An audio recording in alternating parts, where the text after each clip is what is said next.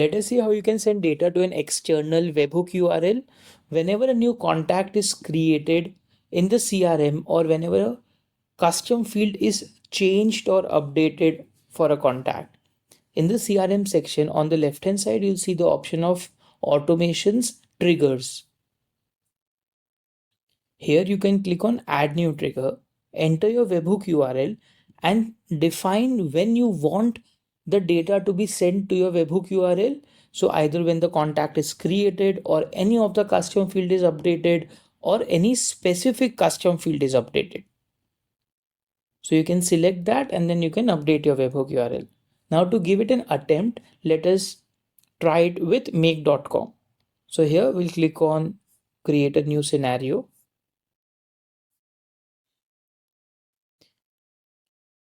And the trigger will be a webhook and custom webhook.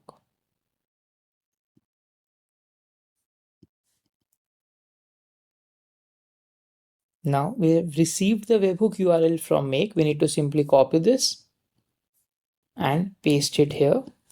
Name it as test. And we want to send data to this webhook whenever a new contact is created. And then click on add trigger.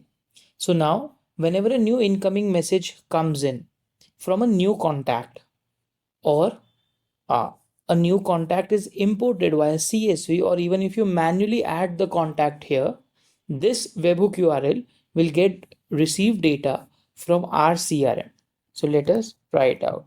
Test one, let me enter the WhatsApp number and possibly also add a custom field. Now, as soon as the contact is created, we'll see that Make receives the data here, and then you can possibly build further automations.